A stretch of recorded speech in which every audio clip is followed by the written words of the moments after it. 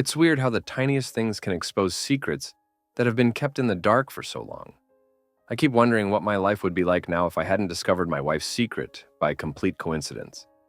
I'd probably be happier not knowing. My wife, 36F, and I, 36M, have been together for almost a decade, and we've always had a genuinely solid marriage. We've always been great partners, both at being parents and at running our small business together. She was the one who ran the front end of our business.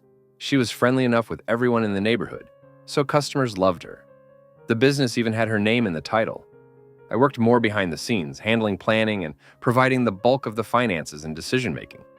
We had defined roles when it came to parenting, too. She was firm on our boys, 2M and 5M when needed. And I usually got to be the fun parent, the one who could roughhouse with them. But we always presented a unified front and never undermined the other when it came down to it. The older one is already playing soccer, and he's pretty dang good at it. I'm super proud of the little guy, and I always try to encourage his talent. I had a horrible father, so I always do my best to be a good dad to my kids. Giving him room to develop his passion was just one of the ways I've tried to break the cycle, you know? Our lives were more or less perfect. We didn't have everything we wanted, but I honestly couldn't complain. And then everything fell apart. Because of a blood donation. How silly is that? Like I said, I'm the meticulous type. I handle the details for our business. I also take care of all the papers and documents for the family. So I'm well aware of the kids' blood types. I didn't know mine, though, because I'd never had a reason to find out. I've never had any surgeries, and I've never needed blood. One day, my wife and I decided to participate in a community blood drive. As the face of our business, she thought it would generate some goodwill if we were seen out donating blood. I agreed with her, so we both went down to make our donation. We were asked if we wanted donor cards. My wife declined. However, I thought it would be handy for me to have a donor card on me, especially since I was unaware of my blood type. The start of the weirdness was when the donor card came in a few weeks later. Right there on the donor card, my blood type was listed as O. This couldn't be right. My blood type is different from my son's. My first son has type A blood, but the second has type B. I already knew my wife's blood type. Her blood type is AB, just like my son's. So that checked out, right? But a corner of my mind was telling me I was wrong. I tried to think back to high school biology. If a child gets a gene from each parent, then a parent with O blood couldn't possibly have a child with AB blood. For a while, disbelief sank in. I'm not the smartest guy when it comes to science, so it was possible I had things mixed up. I checked online to clear things up. Type AB blood meant my son and wife had both the A and B antigens in their blood. Type O blood means I have neither. Each parent passes on a single set to their kid, so my son should have gotten either A or B from his mom and nothing from me. And yet, here he was with a full set.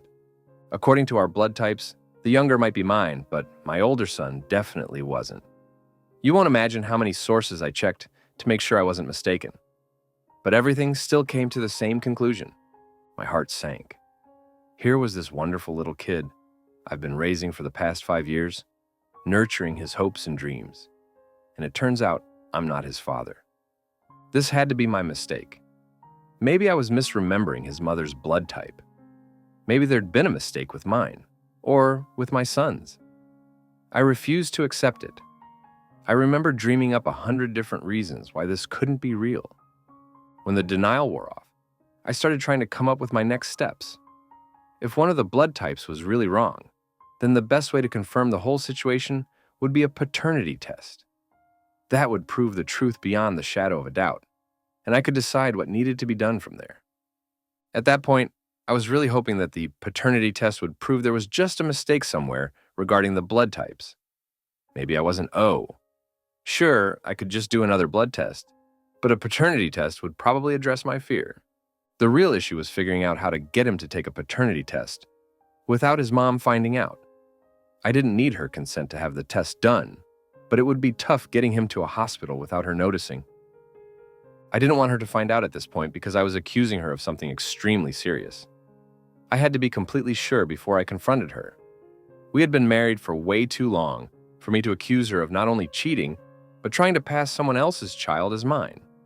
Fortunately, there was a simpler solution. I didn't know there were home paternity tests that were cheaper than a lab test. They were supposedly 100% accurate too. All I needed to do was swab my and my son's cheeks and mail the samples into a lab, and they'd send me the results.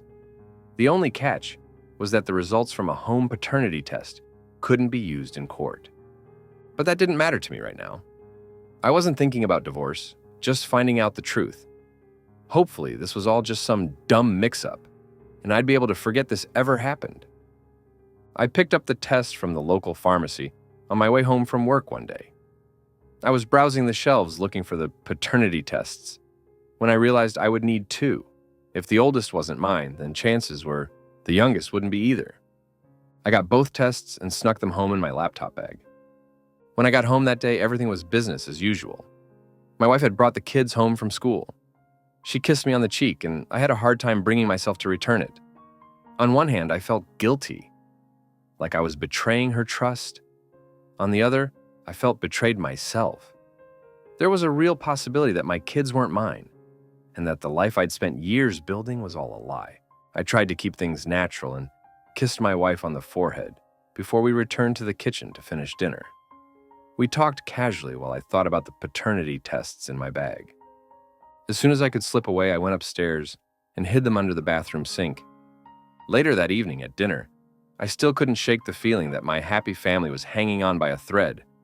My wife was her usual self, smiling and laughing with me and the boys, trying to get the younger one to eat his vegetables.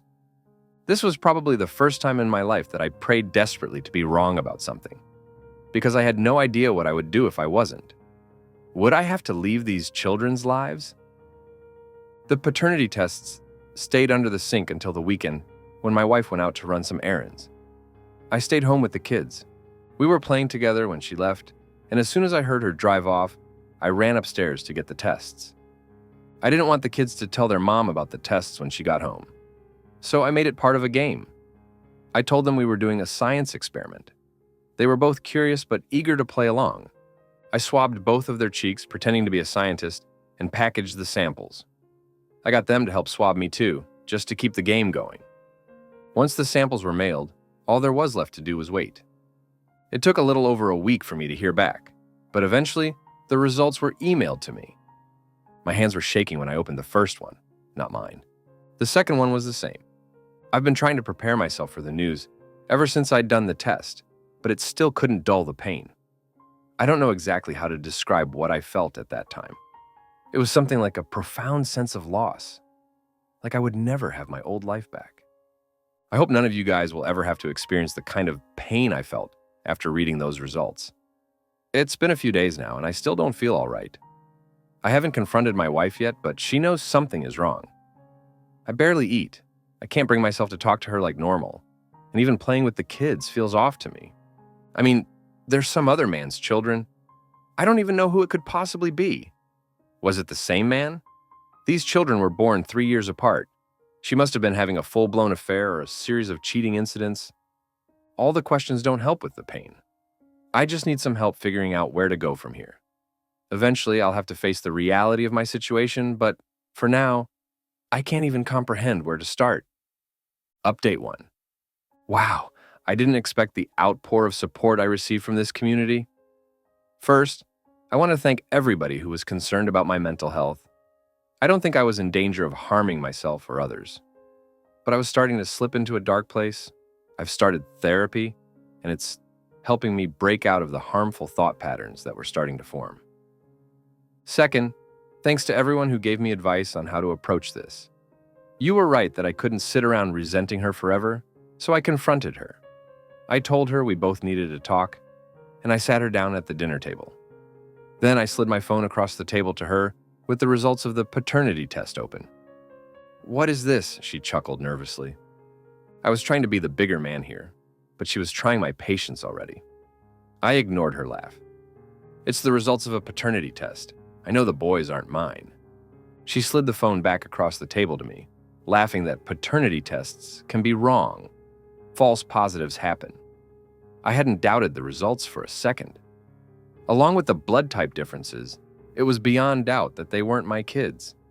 but her reaction eliminated any last shred of doubt I might have had. The woman I knew wouldn't laugh off accusations of this severity.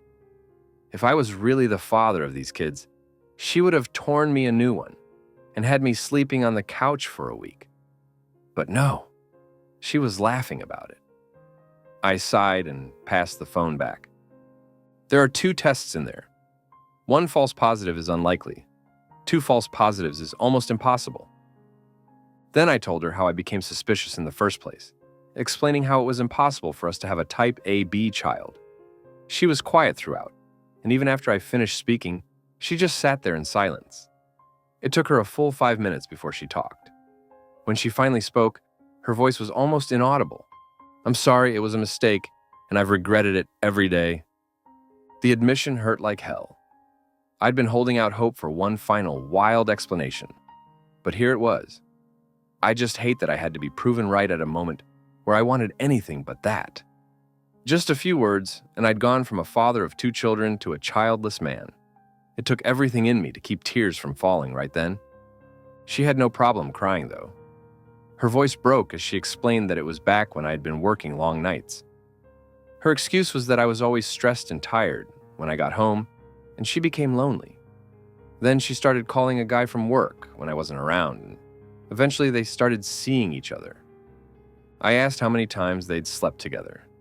She put her head in her hands and told me it had been going on for about 3 years, and stopped after she got pregnant the second time. Who is he? It doesn't matter who he is. You're their real father. That's why I never told you. Because you've been their real father their whole lives. Looking back, that line is very amusing, but not in a comedic way. I let her know it wasn't her right to decide that. That was an impossible, painful decision I had to come to terms with on my own. I emphasized that it was her fault that I was in this position. Then, I told her I only wanted to know who their biological father was in case it came up during the divorce. She paused like I'd slapped her. She simply repeated, "Divorce?" with tears in her eyes. That annoyed me. I asked if she really thought I wanted to be with a woman who knowingly passed another man's children off onto me. A woman who had an affair for 3 years with a guy from work. She just gawked stupidly at me and said, "But you love them." I took a deep breath and told her that what she did wasn't excused by the fact that I loved them. She had stolen my chance to build a family of my own, and I could never forgive her for that. The tears kept coming, but I was numb to them. I hadn't hurt her. I'd even tried to make things easy for her. I didn't confront her until I had all the facts. I hadn't accused her blindly, and I tried to confront her civilly. If anyone should be in tears here, it was me. As she cried, she kept talking about the kids. She repeated that I was the boys' real father and that I couldn't leave them. I stood up and told her I needed time to think about how I was going to handle this. Over the next few days, I researched the divorce process and got in contact with a lawyer. I knew this divorce was going to be messy, especially with the kids being involved, but I couldn't back out of it. I was determined to do what was best for my peace of mind, while also doing right by the boys. Even if they weren't biologically mine, they didn't deserve to suffer for their mother's betrayal. I eventually decided that I wanted to remain part of the boys' lives. It wasn't an easy decision to come to. I agonized over it during many sleepless nights. Despite everything, I had been their father in every way that mattered for years. They looked up to me, came to me for love and support, and trusted me fully. They had no idea about the dilemma I was facing or how their mother had selfishly put all of us into this miserable situation. I couldn't turn my back on them because of their mother's faults. I know a lot of you won't agree with that decision, but honestly, I thought about it entirely, and I simply couldn't leave those children. I had been committed to keeping the divorce amicable. I wanted to remain in my children's lives and maintain a decent relationship with their mother. However, my stance on that changed after how she acted when she was served with the divorce papers. She came up to me and told me that I was tearing our family apart. She looked at me with a stern expression, like I was the one being stupid here. I couldn't believe what I was hearing. I had every right to walk away from her and the children completely. I had been attempting to maintain some normalcy, staying in the house so we could break the news to the kids gently. I did my best to love the boys like I always had. so they wouldn't think anything was wrong. But somehow, I was the one tearing the family apart. I couldn't stand that. At that moment, I realized I had gone too easy on her. I had wanted to make this easy for her and the kids, and she took that as a sign of weakness. Even when she confirmed her cheating, I tried not to hate her. It was difficult because I'd been betrayed and lied to, but I still tried. She didn't deserve that kindness anymore. I told her we weren't one family anymore. We were two families raising the same children. I let her know I was going to make the divorce a living hell for her. I was going to fight her for custody. I was going to fight against alimony. Then I told her I was going to take the business from her. It was the one thing she loved more than anything else. It was her dream to pass it down to the kids one day. And I decided I would rob her of that dream the same way she robbed me. Her tears did not affect me. I tried to do this the easy way, and she attempted to guilt me.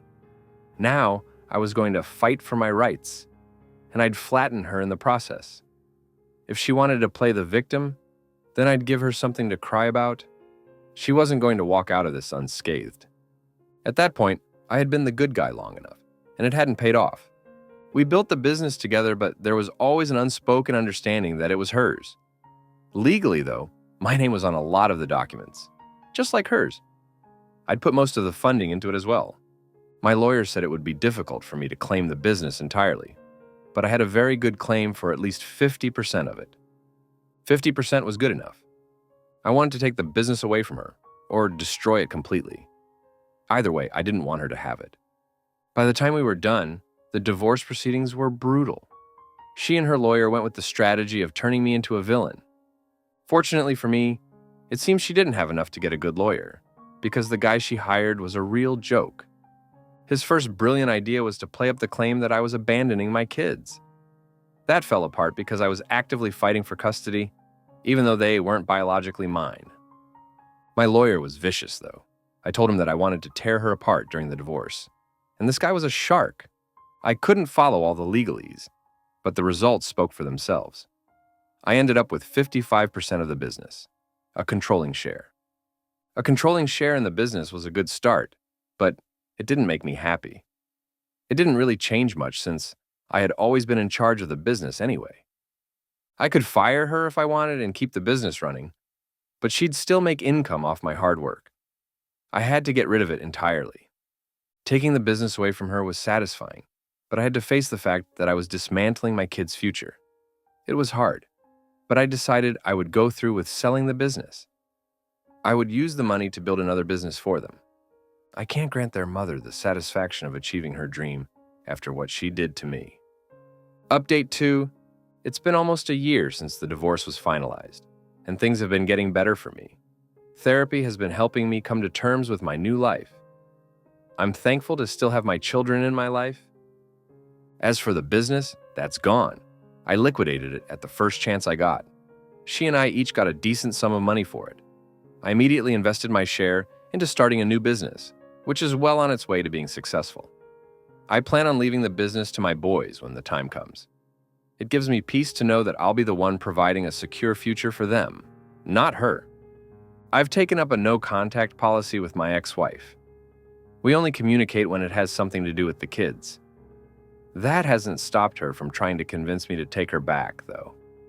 Between the loss of her business and the new financial strain from the divorce, she hasn't been doing too well. Sometimes she calls me out of the blue pretending it's about the kids. Then she'll ask personal questions like whether I've started dating again. I always tell her just enough to give her the impression that I'm doing great. Eventually, she switched tactics, from dropping hints to outright begging us to get back together. The last time, she invited herself in when dropping the kids off. She took my hand and tried to lure me into the bedroom so we could speak in private. I made my disgust visible and told her quietly that she was embarrassing herself. I tried to gently nudge her out the door, but she refused to move and begged for another chance. She said that we worked great together, both as parents and as a business team. Then she offered to give me biological children of my own. I was stunned. Was offering me more kids. Kids that would actually be mine. Supposed to fix everything? They're not a bargaining chip she could dangle to make up for her mistakes. I told her that and let her know just how disgusted I was with her at the moment. I told her I wanted to raise the boys that I had come to love, not replace them.